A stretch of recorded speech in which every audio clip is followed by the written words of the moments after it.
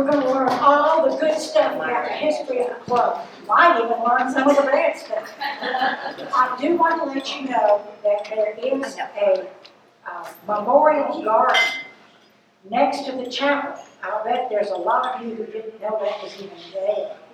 And it's beautifully done. And there's some plaques. There's a lot of ways that people have used that memorial garden to memorize the people that have left. The bodies, it's not a cemetery. There are no bodies there. It's only for plaques and mainly plaques, just to memorialize people. So wanted to let you know about that. We do have a cemetery, and we're not going to talk about that yet because there's a lot of people that know about it and going to tell us.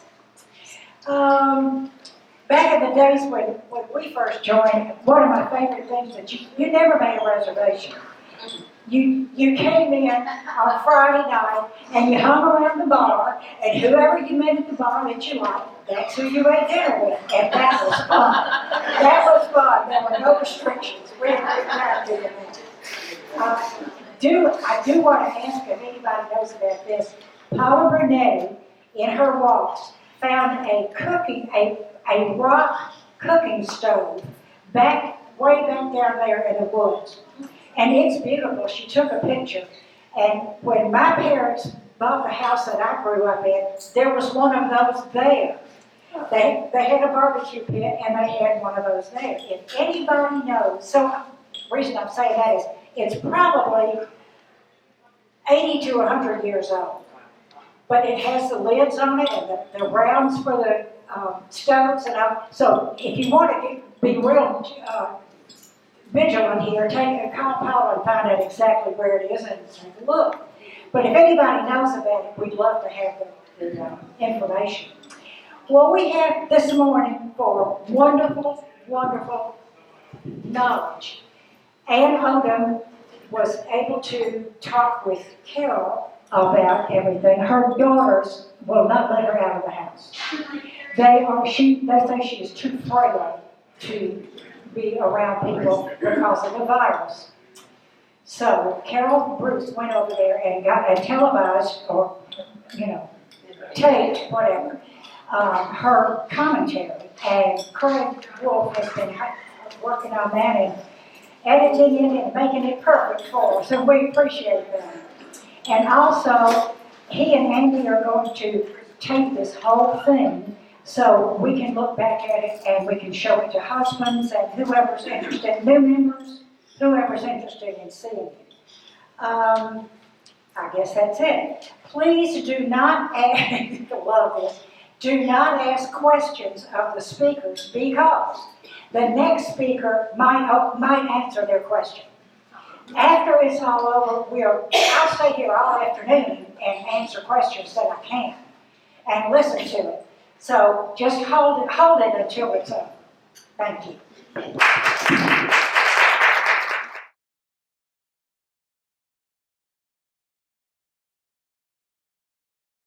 This is off the cuff, but anyway, I'm Ann Parsons Odom. And this goes back to the yacht club was first formed. My brother-in-law, Andy Andrews, who is a past Commodore, he and Margaret joined the yacht club right after it was formed. And then they told us about it. And Wally and I joined with our family in 1959. And we've been members ever since. And we raised our kids at the yacht club. We all had little 16-foot runabouts at first. And as I was telling her, when we first started going to the yacht club, even the first one wasn't built. We would tie up to trees when the lake was filling up. And then later on, when they built that first A-frame yacht club, then we would go have Bessie's Hamburgers. We'd take all of our 14 kids there, and she would fix great hamburgers, but fuss at us the whole time. I think our kids must have been misbehaving and we weren't paying any attention to them. I'm sure there was a reason. And anyway, we have the best memories of those first years. And there was just a little bitty dock way down at the bottom, and you had to walk up a big hill because the water was, still coming up when that first yacht club was built. And it was just beautiful to me. It was all glass and stone, and my memories of it, the one thing that my kids didn't like was there's a place called the Crow's Nest, where I think the fellas had a drink or two, and the children weren't supposed to go up there. So they would get us distracted, and they would go, they tell us about it now, they would go look at the Crow's Nest. Of course there wasn't anything there, because everybody had to bring their own bottles, so they didn't keep anything up there. But that was magic to them anyway. And then there was just everything about it.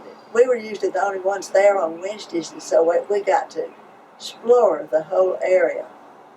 We would go over to Burton Mill and play over there, and then we would look at the Indian graves that were on the yacht club property, and I can't remember exactly where. Still there, I guess.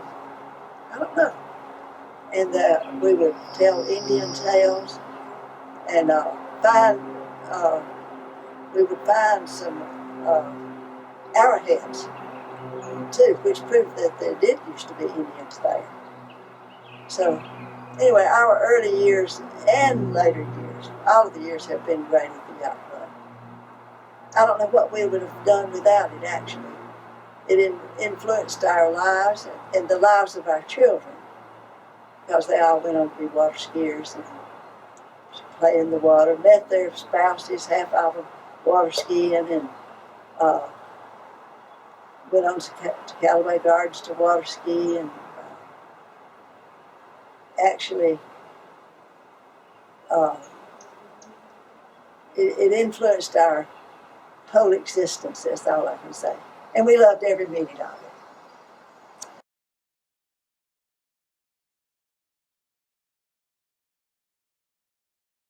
Okay, I think the yacht club, was started around 1955.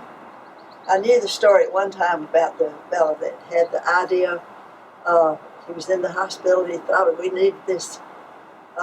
We need to have a club up at the Lake Lanier. So my sister's husband, Andy Andrews, her name was Margaret. They were members before I was. But Andy was real thrilled about it. He was a Georgia Tech graduate, so he was a university graduate. He took me up to see the property and the lake was not even, you couldn't even hardly see the lake, because it was the dam had just been constructed, and it was just beginning to come up. And he took me to see the property in the early 50s, 1955 or 56. And so I joined, my husband and I joined in 1959. And we were members, and it just made our lives, because we worked all the time. We had a large store, plus we serviced 12 stores out of a Duluth warehouse. And we worked all the time. So we only had, for a long time, Wednesday afternoon off. But then my sister Margaret, there was me, Catherine, and Margaret, Catherine, and Ann. And Margaret started going on taking all-day Saturday off. And finally, Catherine and I wised up. So we started taking all-day Wednesday off. And we started with little 16-foot runabout boats, but gradually we got houseboats. A really small houseboat called Loco Odom was my first one. And then later on we graduated and got a little bit bigger one called the Walliana. But we were all getting together at Lake Berkeley, where Mom and Daddy had a place. But when the Lanier opened, and all of us started going up there, Daddy sold his property at Lake Berkeley, got a boat. He couldn't even see, but he got a boat, and he came up to the yacht club, joined the yacht club. Well, then we had to worry about if he was going to hit anybody. We had lots of incidents about Daddy, and one of the funniest ones, we called his boat the Calcutta because his name was Calvin Parsons. And one of the funniest things was when we were all worried about him bringing the boat in. So my husband, Catherine's husband, and Margaret's husband all went over there to help him dock the boat. Well, he came in, and just as they grabbed the front of the boat, it jerked back. We couldn't figure it out. So Daddy gunned the motor again, and just as they grabbed the side, it jerked back. Well, we finally realized he had forgotten to take the anchor in, and the anchor was hanging on some pipes under the water, or rocks or something. Anyway, that was just one of the funny stories. And then when we first started coming, Catherine and me, between me and Catherine and Margaret, we had 14 kids. So you can imagine when we ended up at the yacht club, things revved up a notch with all those kids around. Well, Bessie was the one that cooked the hamburgers. She ran the kitchen. And the first yacht club, which is right here, I don't know how well you can see that. It was an A-frame. We just loved it. And it was all glass and stone. And I couldn't believe it burned. But there was evidently an explosion that caused it to burn, because it looked like it was unburnable. And this is the way it looked from down a little bit lower on the lake edge. But I can't get that one to separate. Okay, this is the yacht club, the first yacht club. And what was so fun about it, well, we had all those kids, and they had a place upstairs called the Crow's Nest. And that's where the men a few women, but mostly men, went and had a drink. Well, my kids were just enamored of the Crow's Nest because they weren't supposed to go up there. But I learned later that half of the time they would guard me and Catherine, make sure we were looking somewhere else, where they went and inspected the Crow's Nest. So that was a fun thing. All of us, including me and my sisters and all of our children, believed in the Indian man. It was a pile of rocks, and it was, I can't even remember exactly where it was. But anyway, every time we were up there, I'd find some kid up there exploring the Indian mounds. And I can't remember, we found some rocks we thought were arrows, and I found more since then. And Gwen Barzoni has found a bunch of Indian arrowheads around there. And so it was just a pile of rocks and a little bit of a hump in the earth. I mean, big rocks. And so we all believed in it. I'm not sure my husband did, but me and the children did. we would go around looking at it and telling tales, making up tales about it, dreaming of what used to be there. And there really did used to be Indians there. We know because Gwen found all those arrowheads, and I found one or two.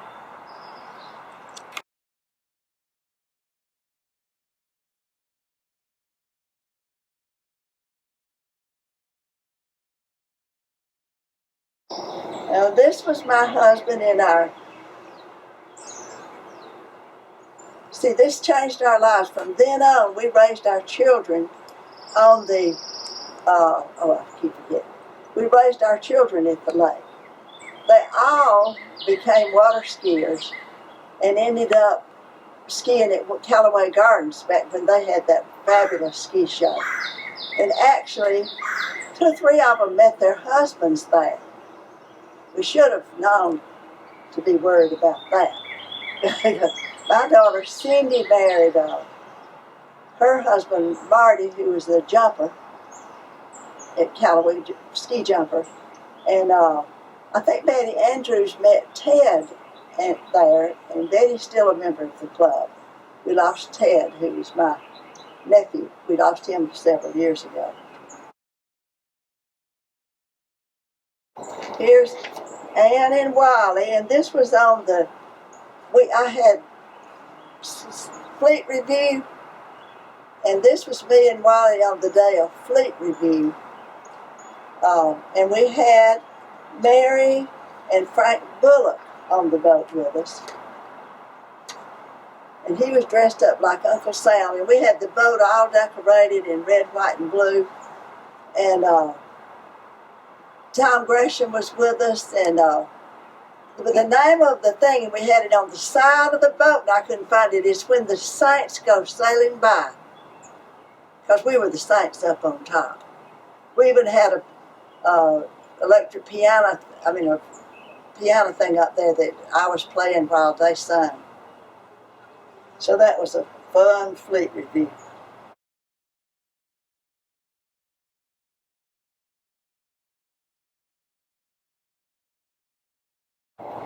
And this is something that I don't know whether anybody's familiar with the trumpet vine, which is a weed, but for some reason, Howard, who was the one that the Howard hamburger's named after, he was the head of the yacht club at the time.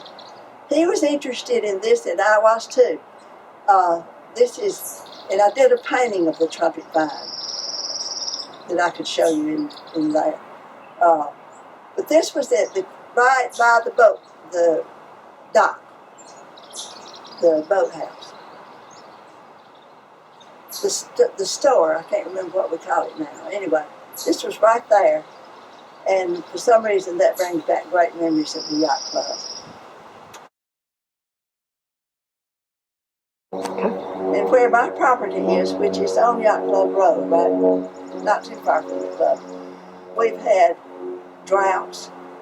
At one time, my dock was about 75 feet from the water. And I can't remember what year that was, but the drought was so bad that they drained Lake Lanier. I mean, it was just pitiful. And we didn't get to do a lot of boating that year because it was dangerous. And then we've had it other times when the retaining wall, which they won't allow you to build anymore, it was already there when we got there. The retaining wall was about 6 feet underwater. The water came up so far onto our property that it, I would say 12 to 15, or maybe even 20 feet onto the property. And of course we were up, the house was much further up, but we had to take our boats out, or they would have been floating in the tops of the docks. So I've seen it both ways. Now I think they can handle it better. We maybe haven't had a flood like we did. We almost did this year because it was over the wall. I called Ken to check on it. He said the water was over the wall. What happened to the club or the membership or the boats when there was the severe drought? How did that affect everything? People had to take their boats out. And they hauled, actually, thank goodness we had a good crew at the yacht club. They pulled some of the docks into the middle of the water of Yacht Club, not Yacht Club, but the cove where the boats are. They pulled the docks out and had them in the middle of the water, up towards Holiday, not out in the middle, but as far up as they could get, where they got deep enough water for us to keep our boats in them. And they tied them up, anchored them. I don't know how they did it to keep them from. But that worst time, we did get to have our docks. They were just further up, and we had to enter them in a different place. And I can't remember exactly how that was done. It should be documented somewhere, but I remember it.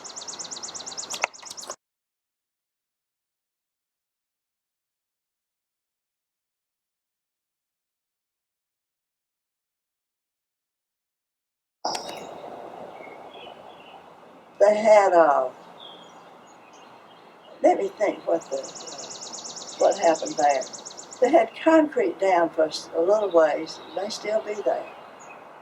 And then after that, and they had a rope, and you weren't supposed to go outside that rope when you had. They had a diving board, and I used to try to do jackknives off the diving board, but to my children's chagrin. So lots of times, instead of taking our boat out, we would take the kids up, and we would invite friends from Duluth to swim with us at the swim dock. And we had that little boathouse, well, it's still there, part of it. There was just a bathroom and a little bit of tiny room, and that was about it. And the rest of it held equipment. And there wasn't that deck or any of that. But we would invite friends up, and we'd have picnics right there at the club, at the swim dock, with our small runabouts tied up. And everybody would ski around. Skiing was the main thing that we did at the club, which is why all of our kids ended up water skiing at Callaway Gardens during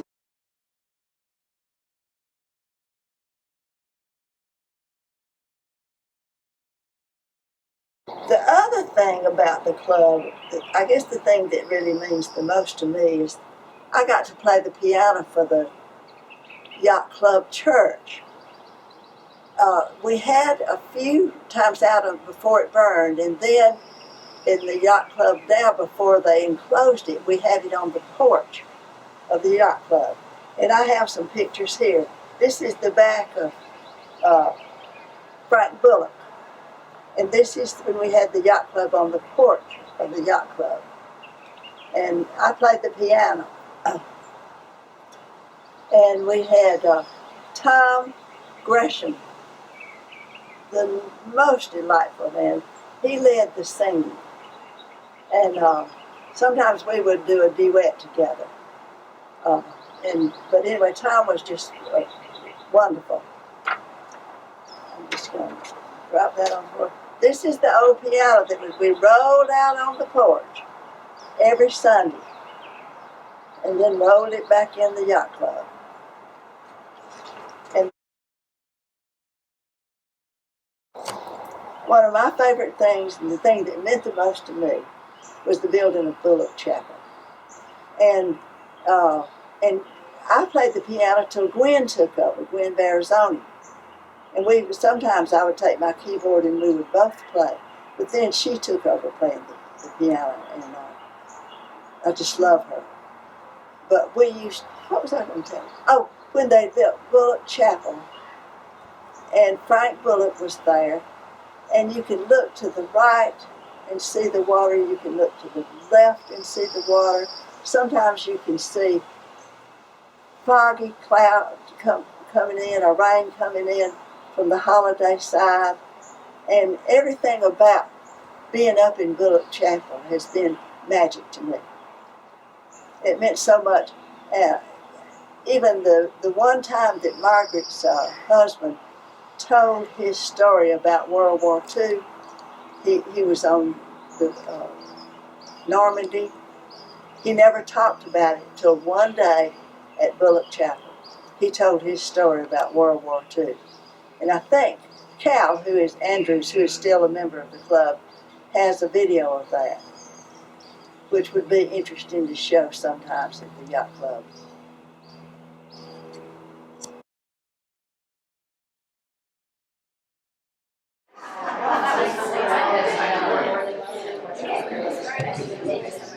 Thank you, Quinn, for that. You did a great job. One thing that I forgot, look out this window over here and see the stone wall that has a sign on it that says University Yacht Club. That was the original spot for the clubhouse. And a lot of people don't know that, haven't walked out there to see it. there's not much to see of the clubhouse, but the stone wall, I think, is very appropriate. Okay, next we have Mrs. Virginia Hicks. She probably has been around this place longer than most anybody, so she's going to give us a good history. Thank you, Virginia. Yes, as a matter of fact. Can y'all hear me without microphones? Okay. As a matter of fact, I came up here with my Girl Scout troop and watched them building the dam. So that's how far back I got. Girl Scouts. I also came up here with my mother and father, and we toured the property before the lake was even started for the dam. And I remember the little white barn house, and there's still a chimney over there. You can see it when you walk at Burton Mill. I remember that farmhouse, and the people were still living in it, and I understood that those people were going to move because my father had bought that property. And he bought this entire point here, and John Rain was one of the founders, but I'm getting ahead of myself. Let's see.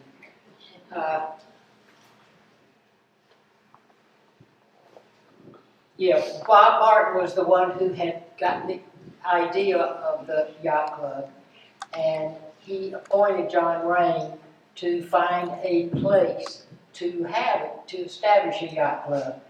And John had been friends with my father, and who died in 1955, and he knew my father had bought this property. He had bought the property when he first heard that the lake was going to be put in, because obviously it was going to be a good deal. And if you look at a map of the lake, you will see that this point is really one of the most prominent, beautiful pieces of property on Lake Louise. And so John Rain went to my mother, who was then a widow, and asked her if she wanted to sell her property. And she did, but she wanted to retain a place so that she could have a lake house. But this was wilderness here. Y'all just can't really fathom how country it was up here. You passed a cow field where Four Seasons is to get here. And so John Rain promised Mother that he would put in the road, he would put in the power, and he would put in the water, which was a well, which was just gas. It used to turn my blonde children's hair green. But anyway. and she would be able to tie on to all of those things, and for free. But the biggest thing was, this was in 1955, and women didn't have any rights then. And she got to be a member of the yacht club because they made my father a posthumously member, and that's how she became a member. So that was really special for her back then. A woman could not be a member of the yacht club. Let's see.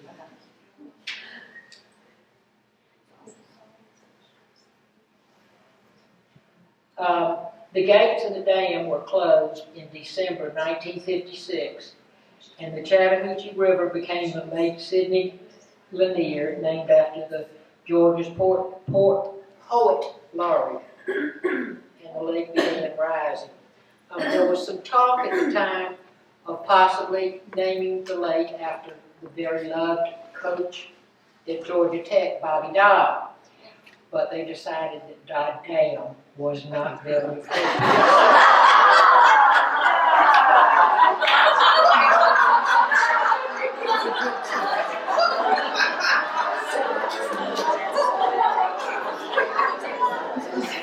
Another really interesting thing is most of the members, of the founding members, if not all, were members of the Piedmont Driving Club. And they had a bus that left from the Piedmont Driving Club on Saturday afternoon drove everybody up here and took them back to the driving club. I don't know how long they did that, but they did it for quite a while, so that people wouldn't have to drive. The Crow's Nest, as Ann has said, was a really big deal back then because it was forbidden. And so the kids were always trying to get up to the Crow's Nest. And the Crow's Nest was over the kitchen, and it overlooked the main club room.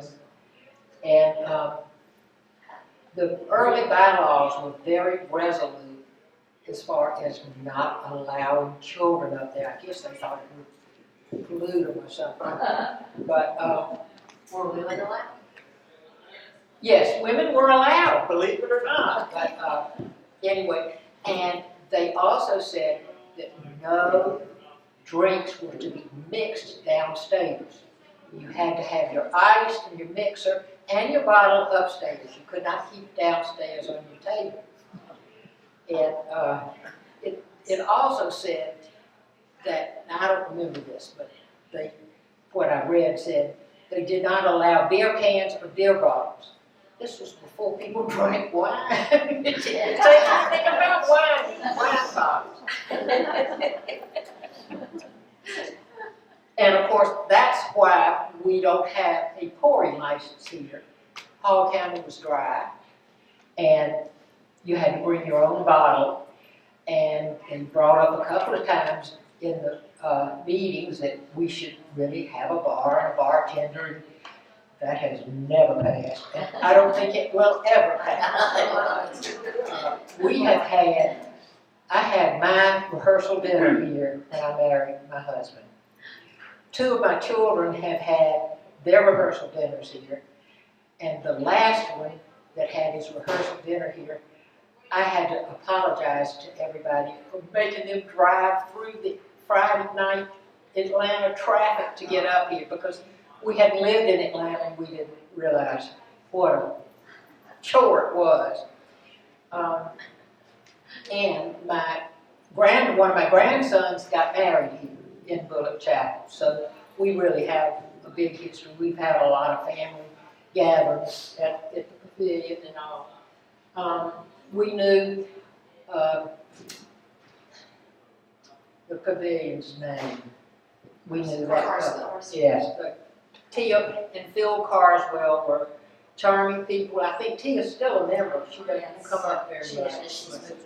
But they were charming people, and he died very early, and they named the pavilion after him. And everybody loved Bessie. And the kids, if you go down there where the trees are, you will see there is a staggered path up that hill, which came from the dock, the courtesy dock, and you'd have to climb that path up the hill to get, and back then the kitchen had a window that the kids in their bathing suits could go up and order there, and that was a lot of fun. My kids also hung out with the Odoms and the Andrews very much, and they skied together and got in trouble together, and we used to let our non-drivers, licensed drivers, drive from the house over to the ice machine to get ice, because this was when we still had well water. And one time, Jack Woodside, who was one of the early members, really got after John and I for letting our kids drive around. I water skied up here. I had my high school graduation party at that cottage. That was last year. And I water skied all over this lake before it was full, and trees stuck out. And the scary thing would be if you fell off near one of those trees that just merely stuck up. You never knew whether you were going to get a limb or not.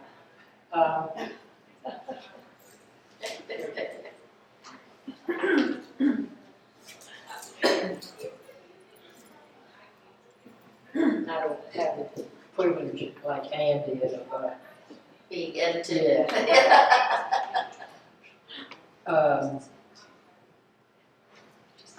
Okay.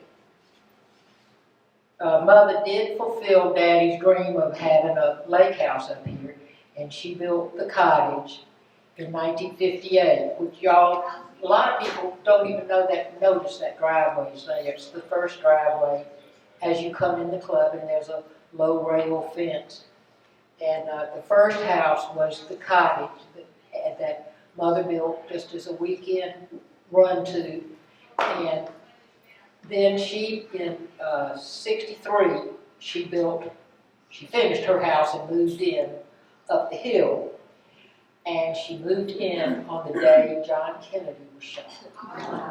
And she was the only person that I could tell that he had been shot that didn't already know it, because she had been moving and she didn't have the TV or the radio on. She built her house in 73, and then as part of Atlanta's school problem, we moved our 5 kids up here, and Mother gave us the lot that the Rivers live on, and we built the Rivers house. And in 1972, we moved aboard our sailboat, and Joanne raised her boys in the house that I had raised my boys in. It's a good house to raise boys in. And it's been very nice having stable neighbors. Joanne and Jerry are still in our house, and the Colliers, up until last year, were still in Mother's house. Mother sold her house in 91 and moved to a senior living home in Jacksonville. So that's about all I can think of. But I did want to say that we set sail and cruised for a couple of years after we left here. And I think having the yacht club as a neighbor was probably part of one reason we were able to live our dream.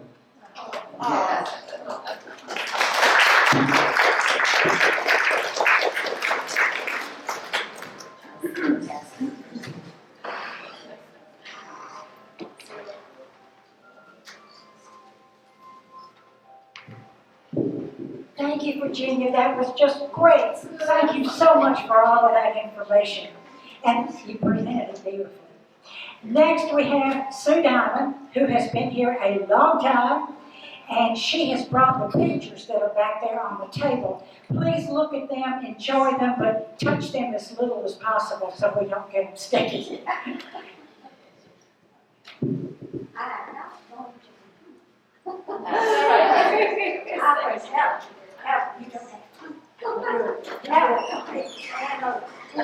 She's a very dear friend. She is UYC certified. Absolutely. And Virginia, you told me some stuff. You told me some stuff that I didn't know, and I love it. I do remember your mother very briefly.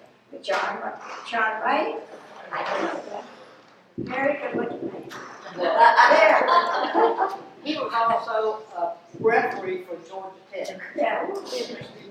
Well, I went to Georgia, but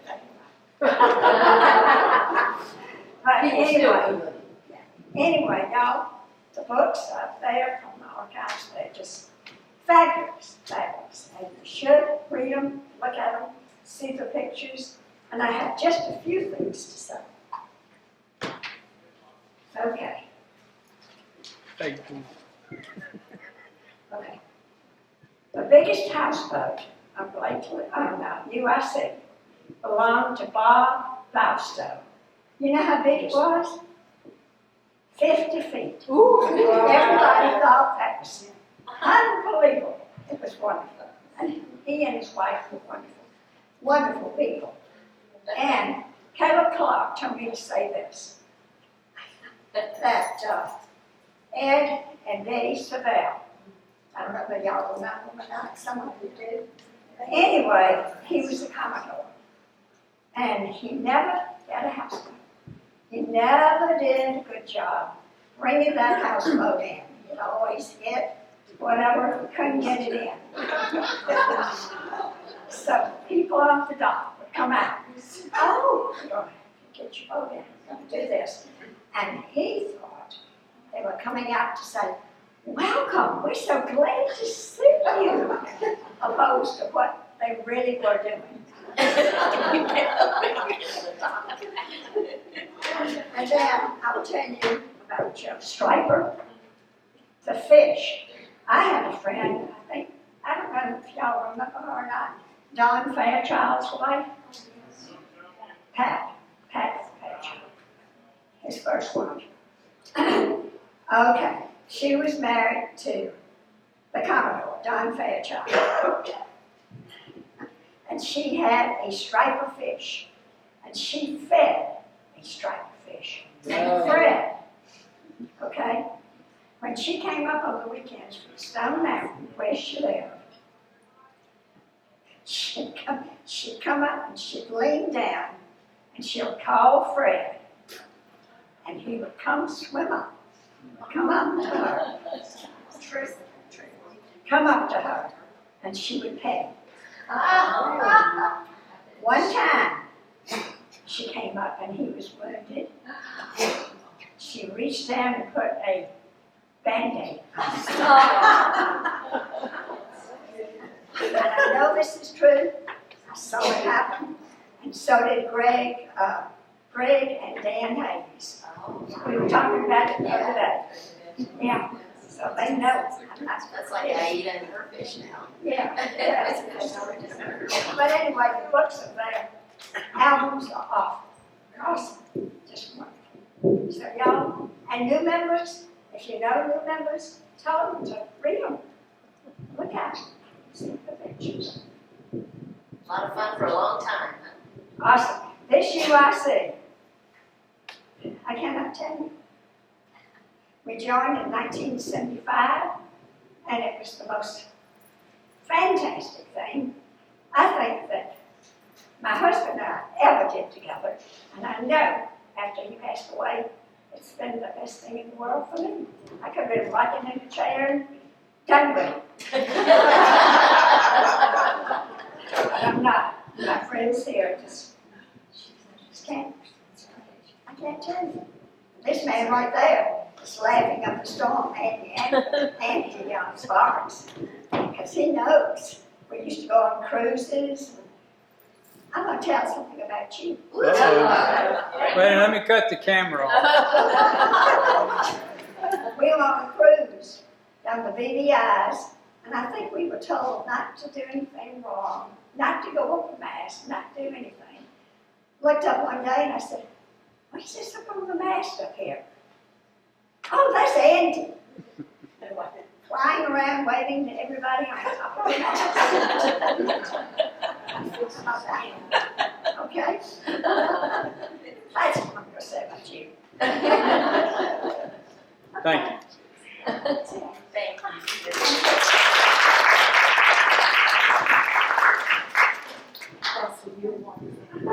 If Andy was on top of the mast, he was probably fixing something. It was good. This concludes, thank you, Sue. I appreciate all that you did. All these books came out of the archives, which I didn't know existed, but they're back in the office building in the library. In the library or behind it? Locked door. Okay. Just be aware that they're old. We want to keep them, so be careful and gentle. This concludes the planned event, and you're welcome to stay and ask any questions you would like to, and somebody probably can answer that question. Oh, here we go. What happened to the original clubhouse? What caused it to burn down? Did y'all ever find out? What year was that? It was 77. It's in the 80s. 77, and do you know what caused it to burn down? Fryer in the kitchen. That's what we heard, the kitchen fire. Electrical kitchen, Okay. supposedly. Cherry? I just have a comment. When I was in the 10th grade, if you high school, I came to a prom with one of our seniors from the high school to the A-frame. That was a big deal. So in Beaufort, growing up in Beaufort, this was a big deal to be invited up to the yacht club area. Yeah, it's pretty cool. And just to throw out, if you look at the plaque outside, I think Mona Allen, the Allens, I think it was, find his name, was one of the founders of the yacht club. I had heard before that the yacht club was founded mainly by the elite of Atlanta. And when they were at the Capital City Club, and they were at the Piedmont Driving Club, and the Cherokee Dinner, they had to be nice. They loved being up there because I didn't have to be nice. So they just had fun. They enjoyed each other and they had fun. They were nice. Which some of them that I did very nice. Anybody else? I was thinking, what was our founding year, and have we ever celebrated anniversary? Yeah, it was, Bobby Waldron was a category on our 50th anniversary. So 1951 is the date that we use. In the I I was going to say that's the I year think we started it's on the- 9/1. I think it's on sign on the plaque. I mean, 2001. Because when the year we joined, we had the 50-year virgin, and that was 2001. Yeah, so Okay. that was 1951 is what we use for our passcode. That's the only thing. Yeah, that's right. Okay. It probably has several different years for whoever cares most about it at the time. What about the Indian mounds? I get asked about that all the time. Yeah. The only thing I know is that in the history that is already written, somebody else did, there was a family named Alexander, and they were here in the 1800s. Can you reach that? Thank you. I'm a quick there.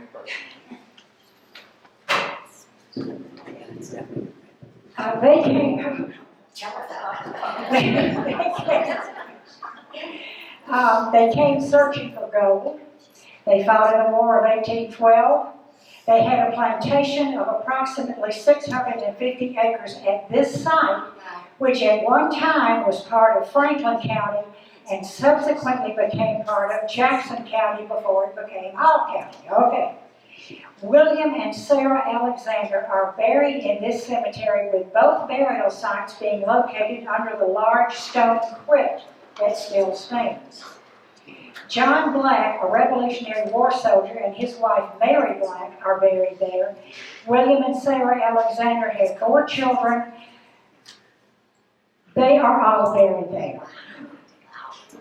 So, nothing in here is said about the Indian mounds, but that was the main thing. I thought, well, you know, if those stones or headstones are still there and they have dates on them, that's going to tell us something. I've never been down there to. It's right by. It's at the curve of. It's at the curve. Right when you you go walk from out, the curve, you you walk go out around the. From the flag to the dirt, you go up the hill. Yeah, kind of flag to the manager's point. It's that point of dirt in there, or at the curve. And I've walked up in there, and there are stones. I never saw anything you could read. Yeah, but it's interesting. That happened a few days ago. Yeah. I would expect it to have warmed down. But that's the only thing that I found in the histories here. That's all I know. Wow, that's. Any other questions? Okay. Thank you for your attendance. Thank you for your attention. Thank you.